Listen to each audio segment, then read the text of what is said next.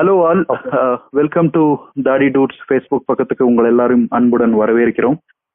இந்த ஒரு நிகழ்ச்சி வந்து பார்த்தீங்கன்னா சிறப்பான ஒரு பேட்டி வந்து கொடுக்கணும் அப்படின்னு சொல்லிட்டு நான் டாக்டர் நரேந்திர ஜெயந்த் அவரை வந்து இப்போ நான் தொடர்ந்து கொண்டிருக்கிறேன். அவர் வந்து பார்த்தீங்கன்னா நானோ டெக்னாலஜி ஒரு துறையில் வந்து ரிசர்ச்சராக வந்து வேலை செஞ்சுட்டு இருக்கார். ஹலோ சார், எப்படி இருக்கீங்க? நரேந்திர ஜெயந்த் சார், எப்படி இருக்கீங்க? சந்தேஷ் சார், நல்லா இருக்கீங்களா? நான் நல்லா இருக்கிறேன் சார், நல்லா இருக்கிறேன். அதான் இப்போ வந்து மக்களுக்கு வந்து நானோ டெக்னாலஜி பத்தி சில விஷயங்கள் சொல்லணும் அப்படின்னு நினைச்சு இந்த ஒரு பேட்டி வந்து ஆரம்பிச்சிருக்கோம். ஸோ அது இன்னொரு முக்கியமான ஒரு விஷயம் கேட்கணும்னு நினைக்கிறேன் சார். இப்போ இந்த எத்திக்கல் ஆஸ்பெக்ட்னு சொல்லுவாங்களா சார், இந்த நானோ டெக்னாலஜில கூட சில எத்திக்கல் ஆஸ்பெக்ட்ஸும் இருக்குன்னு சொல்லுவாங்க, அன்எத்திக்கலாவும் இருக்குன்னு சொல்லுவாங்க. எத்திக்கலி ஏதாவது நமக்கு இந்த ஸ்கிரீனிங் கமிட்டி அந்த மாதிரி ஏதாவது ஒன்று இருக்கா சார்? ஒரு ப்ராடக்டை கொண்டு வரணும், அது லான்ச் பண்ணணும் சார். நானோ பார்ட்டிகல் வந்து they are extremely small particles. ஆமா sir. Can penetrate the skin and the mucosal membrane pretty easily without an effort at all. So handle பண்றதுக்கு we have to have a specialized laboratory. இல்ல நம்ம exposure ரெகுலரா ஆயிட்டு இருந்துச்சுன்னா அதை remedy பண்றதுக்கு நம்ம ஹேண்டர் வாஷ் பண்றது, லேப் கோட் யூஸ் பண்றது, ஒரு கிளீன் ரூம் யூஸ் பண்றது, அந்த மாதிரி இது யூஸ் பண்ணிட்டு இருக்கோம். ஈவன் கெமிக்கல் டிஸ்போஸ் பண்றது யூஸ் ஸ்பெஷல் டிஸ்போசல் யூனிட். உள்ள பார்ட்டிகல்ஸை ஃபில்டர் பண்ணிட்டு சால்வெண்ட்ஸை வந்துட்டு ஒரு வேற இடத்துல டிஃப்யூஸ் ஆகாம ஒரு டேங்க், அண்டர் கிரவுண்ட் டேங்க் மாதிரி போட்டு அதுல ஸ்டோர் பண்ணணும். This is how the general committee recommendations come for nano particles. எதுவும் சொல்ல மாட்டேன் sir. Any material which has to be exposed to the mass public has to be tested. அது அந்த clinical trial மூலமா ஃபர்ஸ்ட் மங்கீஸ் கொடுப்பாங்க, அடுத்து ஒரு 2-3 humans கொடுப்பாங்க, அவங்கள அனலைஸ் பண்ணுவாங்க 2-3 வருஷத்துக்கு. அதுக்கப்புறம் ஒரு ஸ்மால் குரூப் ஒரு 10 பேர் கொடுப்பாங்க, அவங்கள ஒரு 2-3 வருஷம் அப்சர்வ் பண்ணுவாங்க. தென் ஒரு லார்ஜ் குரூப் கொடுப்பாங்க 30-150 பேர்ல இருந்து, அவங்கள கொஞ்ச நாள் அப்சர்வ் பண்ணிட்டு இவங்களுக்கு எதுவும் சைட் எஃபெக்ட்ஸ் வருதான்னு அப்சர்வ் பண்ணிட்டு then only product comes into play. Actually develop பண்ணோம்னாலும் சேம் ப்ரொசீஜர் அப்ளை. ஸோ இந்தியாவில் வந்து இந்த நானோ டெக்னாலஜி யூஸ் பண்ணி கிளினிக்கலா வந்து ஸ்டடிஸ் நடந்துட்டு இருக்கா சார்? என்னோட ரிசர்ச்சே வந்துட்டு இந்த கேன்சர் தெரப்பி தான் sir, using nanotechnology. Okay. Superficial கேன்சரை வந்துட்டு iron oxide nanoparticles plus கைட்டோசன்ட்டு ஒரு பாலிமர் இருக்கு, அதோட கிராப் ஷெல்லோட எக்ஸ்ட்ராக்ட் எடுத்து அதை வந்துட்டு தி ஃபார்ம் இன்டு நானோஸ்பியர். அந்த நானோஸ்பியர்ஸ்ல வந்துட்டு நம்ம ஹெர்பல் கன்காக்ஷன் லைக் மஞ்சள், டர்மரிக் இருக்கு பார்த்தீங்களா, அதோட எக்ஸ்ட்ராக்ட் எடுத்து நம்ம யூஸ் பண்ணியிருக்கோம். கன்வென்ஷனல் கெமிக்கல் ட்ரக்கை விட இதுக்கு வந்து எஃபிஷியன்சி ஜாஸ்தியா இருக்கிறதுங்கிறத we have tested and found it out. ஆமா ஆமா, இதை நான் பேட்டன் பண்ணி I have to subject it to another series of clinical trials. Then go into manufacturing. So this it's a long process. இது கொஞ்சம் பெரிய process தான sir.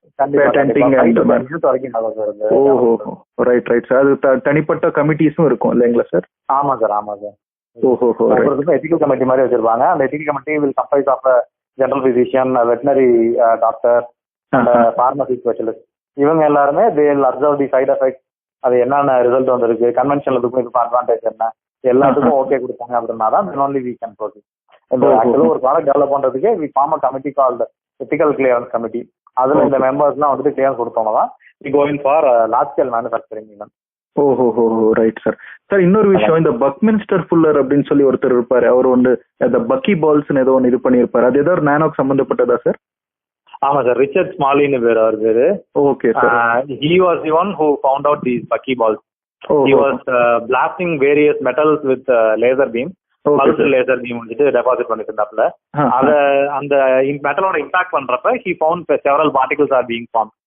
So he had an idea, okay, why not wood try பண்ணி பார்க்கலாம் அப்படின்ட்டு ஒரு அட்டம் பண்ணி பார்க்கறப்ப this wood had formed into carbonous ring which is comprising of 60 carbon atoms formed into a sphere. அது வந்து பக்மின்ஸ்டர் ஃபுல் ரென் அப்படின்னு சொல்லுவாங்க. ஆமா ஆமா சார், ஆமா சார். அந்த கார்பன் நானோடியூப் சொன்ன பாத்தீங்களா, அதோட சிமிலர் ஃபேமிலில இதுவும் one of the carbon based entities. ஓஹோ, அதாவது கிராஃபைட் மூலமா ஏதோ எக்ஸ்ட்ராக்ட் பண்ணுவாங்கன்னு சொன்னாங்க சார். TNTs ஏதோ pencil கிராஃபைட்ல graphite is different from graphene actually. Graphene is uniform the distribution of CNT-வே ஃபிளாட்டா இருந்துச்சு அப்படின்னா அதான் கிராஃபின். ஓஹோ, it is made out of carbon ring மூலமா உங்களுக்கு ஒரு ஃபிளாட் சர்ஃபேஸ் அவுண்ட் ஆனிச்சுன்னா அது வந்து கிராஃபின்னு சொல்லுவாங்க. அதுவும் வந்துட்டு டிஸ்பிளேஸ், அந்த ஃபில்டர்ஸ் சொன்ன பார்த்தீங்களா, அதுக்கெல்லாம் வந்து யூஸ் பண்ணிக்கலாங்க.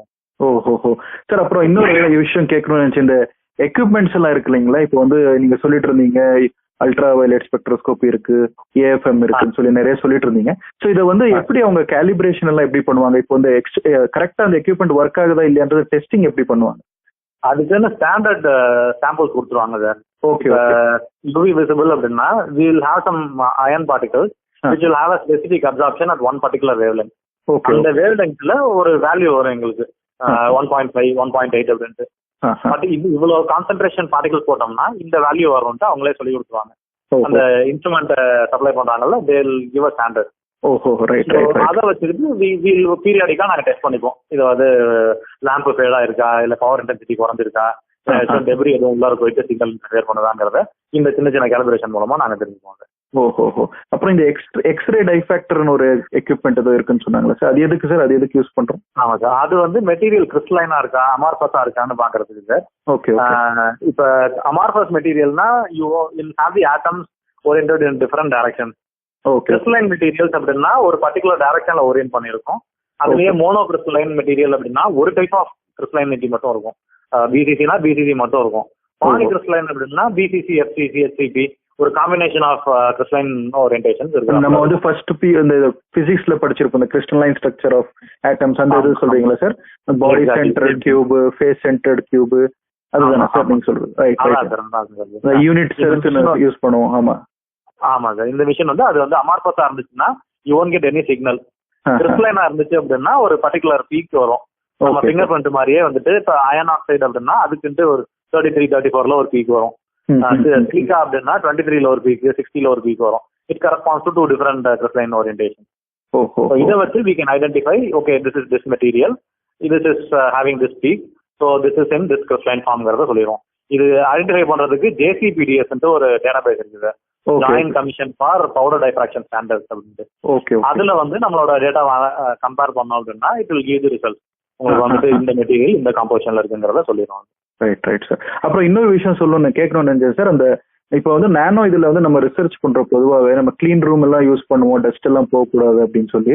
சில டைம்ல வந்து இப்போ டஸ்ட் போயிடுச்சு அந்த சாம்பிள்குள்ள அப்படின்னா என்ன, அதை மறுபடியும் ரிகவர் பண்ண முடியுங்களா, இல்ல திருப்பி அந்த சாம்பிள்ஸ் நம்ம எடுக்கணுமா எப்படி? இன்ஆர்கானிக் சாம்பிள்ஸ்னா we can subject it to some solvent treatment or heat treatment sir. Okay. But if it is organic we'll have to redo it again. No other go. Redo it again. ஆமா. Right.